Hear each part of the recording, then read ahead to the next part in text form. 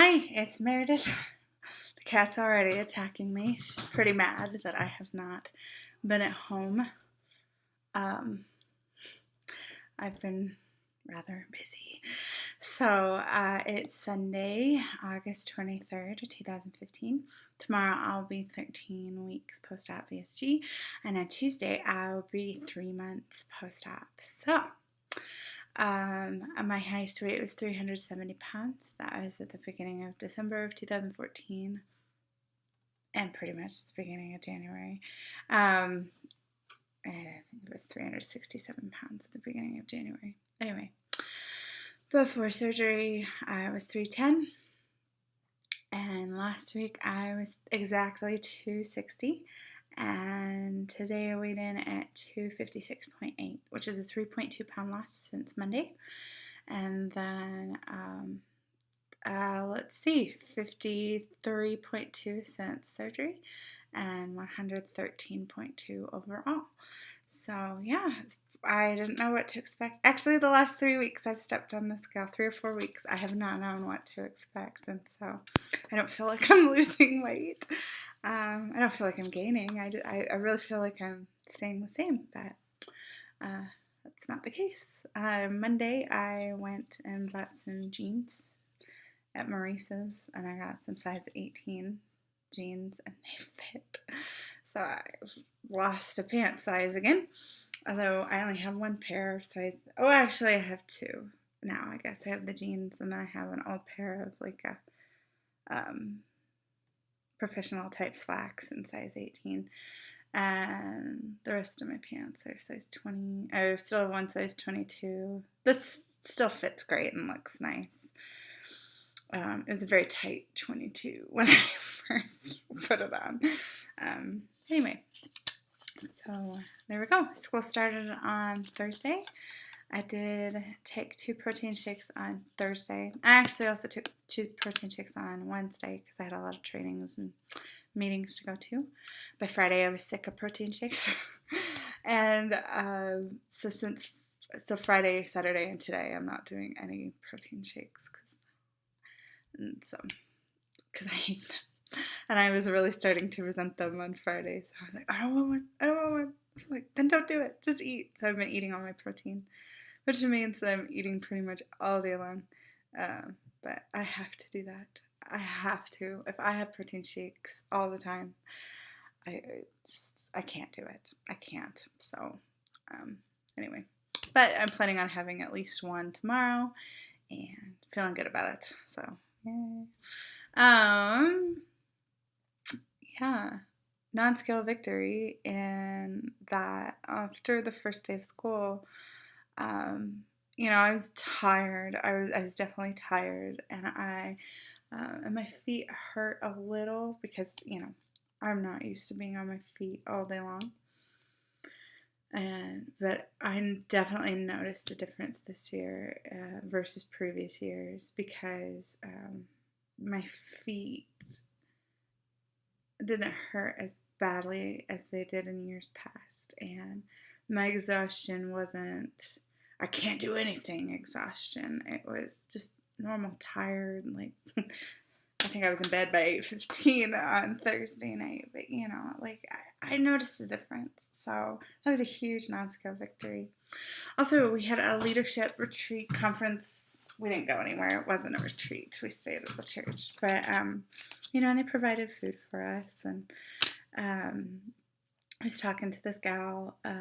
She was asking me about my surgery, and she's considering having it. And I was just telling her that it has been so wonderful to not be plagued and tortured by the thought of food all the time. And since I was 8, food has tortured me. I've thought about what I could have, where I could get it, when I could eat it in secret, and all the time. And my principal ordered pizza for us on Friday. I walked into the room, grabbed my water bottle, smelled the pizza, it smelled good, and I walked out. That was it. And even sitting with this gal yesterday, they did a barbecue for us. So I had a hamburger patty with some cheese and mustard. And I ate half of it and I was done because I can't eat any more than that. And, and she's sitting there and she has a hamburger with a bun and potato salad and pasta salad and, all this. And I think that was all that was on her plate. And in the past, if I was being good and, trying to lose weight, maybe I'd have a similar type thing in front of me, just protein. But I would have been having a conversation with her, but I would have been consumed about what was on her plate and how I couldn't have that. And I can tell you this, I also would have known what everything else was that was available to us and thinking about how I couldn't have it. And it would just be going in my mind. And then we would go into the afternoon session and I would be thinking about that food and possibly if it was really, really plaguing me, I might have just done away with my eating plan. And I would have been making plans for like, okay, when this is over, then I'm going to go to the store or I'm going to go to this restaurant or I'm going to do whatever. And this is what I'm going to get. And then I'm going to go home and eat it. But instead, I had a conversation with her, and I wasn't thinking. I noticed what was on her plate, and but I can't tell you what else was available there. I think I saw a pie, and maybe some leftover donuts from breakfast, but I don't know what else was there. Like I went in line, and the meat was at the beginning, and I grabbed my meat, put some cheese on it, put some mustard in it, and I left. I don't know what else was there. You guys, that was huge. And I'm just so thankful. I'm so thankful. I need to be thankful every single day. I don't know how long this is going to last where I'll be free from the torture of food, but it's just so nice. Honestly, to not be putting so much mind power into that and to not be plagued by it, like, that's so wonderful.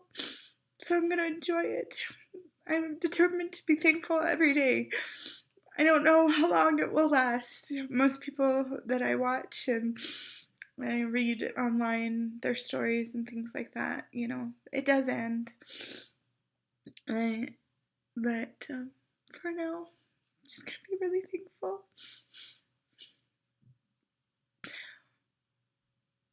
It's just wonderful.